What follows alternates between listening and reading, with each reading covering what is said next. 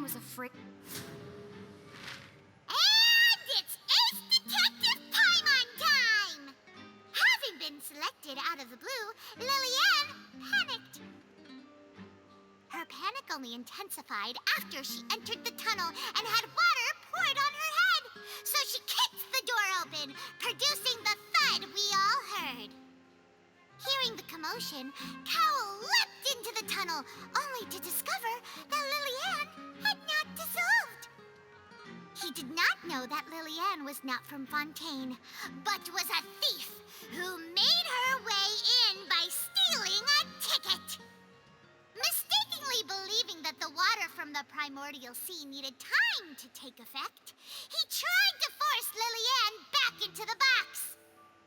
The two broke the flower vase during the struggle, but Lillian came out on top, knocking Cowell out and putting him in the box. With no way of escaping, she changed her clothes and hid in the costume trunk until the performance ended.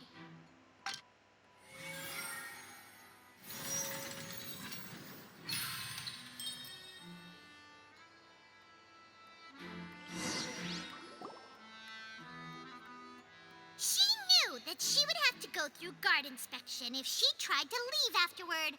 So, she has been trapped in the Opera House these last 2 days. She had already become desperately hungry by the time we were chatting over macarons. So, she swiped 2 of them right under our noses. Talk about a sneaky thief. At this point, all the events that happened in the tunnel have now come to light. Ah, so that's the whole story. Bravo! Bravo! Now then, Lady Farina, do you wish to speak against the defense's statements? Please answer the question, Lady Farina. Also, if I may add, the trial has not yet ended. As such, I request that the prosecution not leave the room before the proceedings have concluded. What, are you reading my mind now? No, I have no further arguments. I admit defeat. But really, could you at least have left me with some dignity? Wow! Look at that! She's like a deflated balloon now. If there are no objections, then as the Chief Justice of Fontaine, I shall once again repeat the full sequence of events. The actual perpetrator of the serial disappearances, Cowell, selected his next victim from the audience reservation list. With some modifications to the selector, he could ensure that the pre-selected young woman would be chosen. To cover up any evidence while committing the deed, Cowell thought of allowing the water tank to fall, which would conceal the water left behind after the young woman was dissolved. He also tampered with the rope suspending the water tank, using the fireworks at the end of the performance to cause the tank to drop and hide the watermarks. He poured the water from the primordial sea into a balloon during the preparation of the magic box and stuck it to the box's lid. Finally, he passed the prepared hook on a rope through the gap in the magic box's door when bringing the young woman to said box. When the magic trick officially began, the box containing the woman was lowered into the tunnel, tightening the hook rope and bursting the balloon containing the water. If all had gone to plan, the young woman would be dissolved at this time. However, Lillian was not from Fontaine and thus fled the box with a loud noise. Realizing that there was trouble, Cowell entered the tunnel and met Lillian. Thinking that the waters had not yet taken effect, he decided to proceed. However, his opponent was more capable than he thought, and he was overcome, knocked unconscious, and placed into the magic box, and thus became his own final victim. Lillian, according to her own statements, then changed clothes and hid until the performance ended, before hiding in other parts of the opera house. As for Linny, he was in the underground structures within the opera house, and was thus ignorant of these happenings. From this reconstruction of events, we can conclude that Linny, the accused, is in fact innocent. Hooray, Lillian Lynette! Amazing! While there is much in Linny and Lillian's conduct that should still be investigated separately, this case at least can be handed over to the oratories to make the final decision.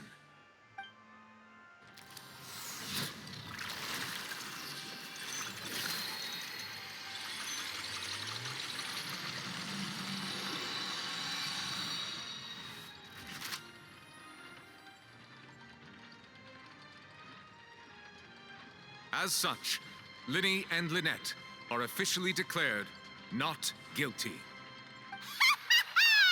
Victory for Ace Detective Paimon! Great work, partners. Thank you all. Thank you so much. Next, I think we deserve an explanation, Guard Vaughn. How did you find the water from the primordial sea in Linny's baggage? Right! Your discovery caused me to make a serious mistake, you know. Or was that not a discovery, but false evidence that you dared to bring before this court? I suspect that the accomplice mentioned in Cowell's notes was not Linny, but you, yes?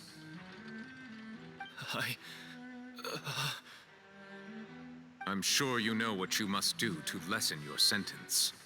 Speak quickly! Unless you want to earn yourself a one-way ticket to Coupon Town. I was just following orders. We were supposed to place blame for the serial disappearances onto Linny, and thus cause suspicion to fall on the Fatui. The higher-ups said this was the best opportunity to do so. And now that your plan has fallen through, and the secrets of the water have been revealed, you have become a liability to said higher-ups, yes? Therefore, you would be wise to tell everything you know and seek the protection of the guards. Yes, I'll tell you everything I know. Our boss discovered that the water can cause people to dissolve.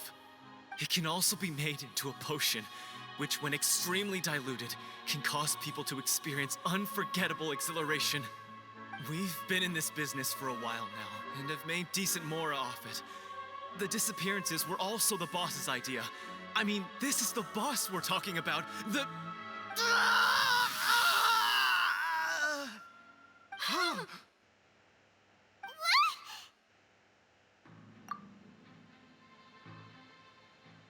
And now he can no longer talk. Such ruthlessness. I shouldn't have expected any less of them. An outrageous act. All present, please submit to inspection immediately.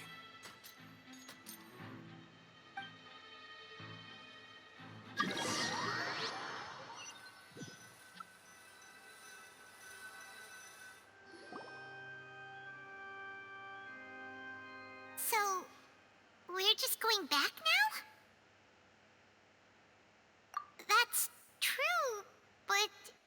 Traveler, Paimon, please wait. Linny... I know you may not want to speak to me right now. Maybe you don't even want to look at me. But still, let me thank you again for defending me to the end, even after you learned that I'm a member of the Fatui. I guess. But regardless, I'd like the opportunity to set things straight. I didn't approach you with any ulterior motives or ill intent. I've spoken to you as myself, just plain Linny this entire time. As for why I'm a Fatus, it's because the goals of the House of the Hearth align with those of an orphan like me. That's all. That was how Father, who you might know as the Knave, approached recruiting us back then too.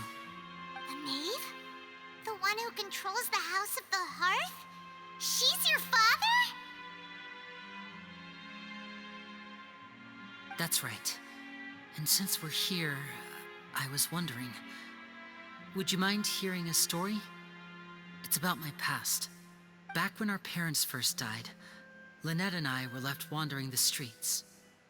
To survive, I took to surreptitiously observing an older street performer who did magic. It took me several days to figure out how he pulled off his amazing tricks.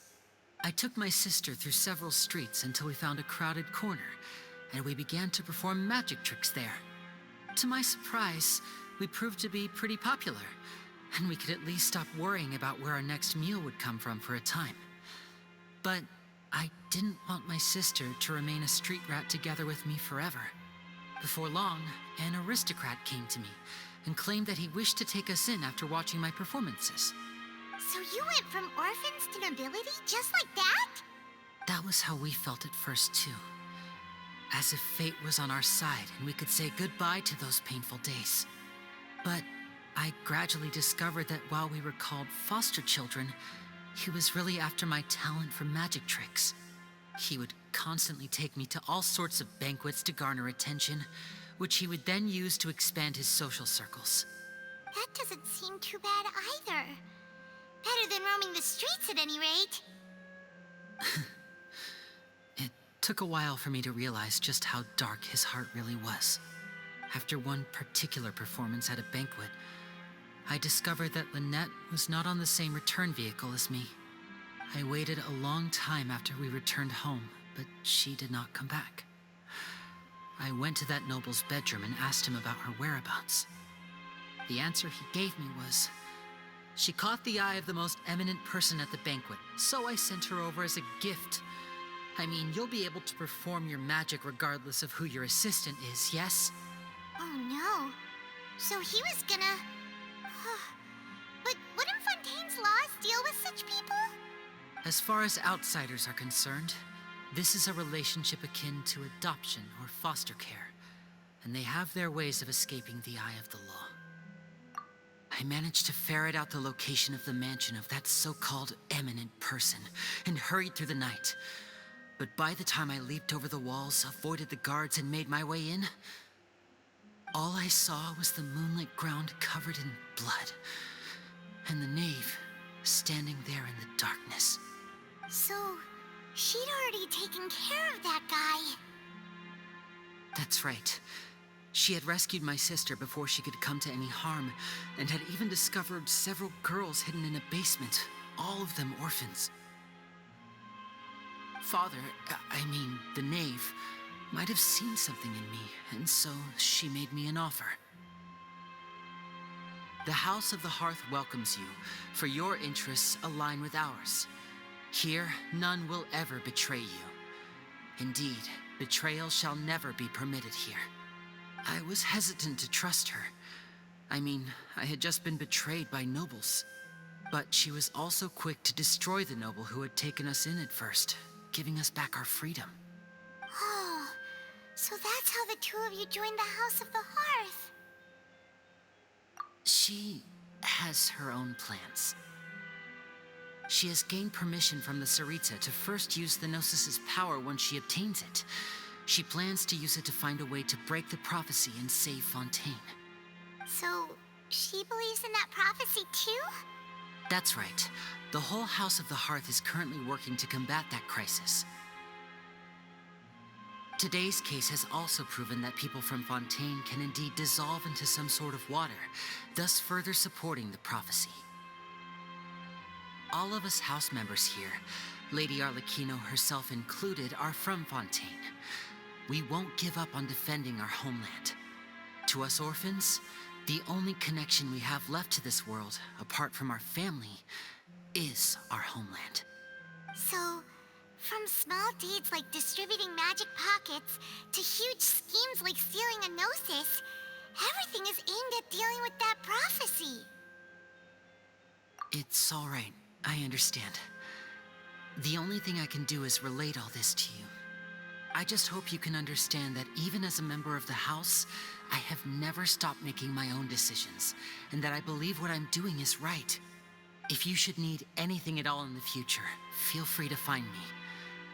I will do my best to help you, as plain Linny.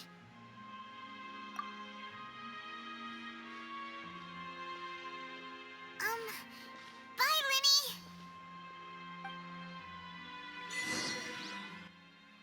โอ้ยน้องเฮ้ยนี่เราก็ออกไปจากโรงอุปกรณ์ราชไหม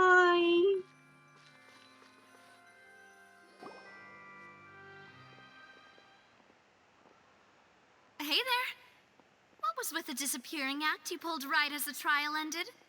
Were you looking for us, Navia? Well, this whole thing isn't exactly over, is it? I do feel that we're getting closer to solving the serial disappearances case, though. Don't you? Huh? What's wrong, my dear partner? Besides, are you sure we're the ones who can crack a case that's been cold for decades now? And given that there's new evidence from the trial, there should be a trail of breadcrumbs for the Hydro Archon's people to follow now, right? Ah, I see. Well, I won't lie. I'm a little shocked to hear that from you. But I suppose you are just travelers who have only arrived in Fontaine after all. Sorry. I might have been too presumptuous. Don't say that, Navia. Ah, and we were having so much fun investigating with you, too. It was like having new waters flowing into a stagnant mire, causing new hope to spring forth, and the reflection in the murk to become clearer. Sorry about that. I'm a bit prone to nostalgia. Don't mind me. Wait, shall we have a farewell meal? You know, to commemorate our time as partners? Huh? Do we really need to get that formal? Well, guess you really did treat us as partners, huh? Well, I'd just like to have a proper ending to every important memory. That way there are no regrets later. Anyway, it would just be a meal, so it shouldn't take up too much of your time. You don't have to twist Paimon's arm. If Boss Navia's treating, count Paimon in! Oh, wonderful. In that case, why don't we return to the court of Fontaine and head to the Hotel de Boer? I believe we'll make it just in time for dinner. All right, then. Let's have our farewell meal.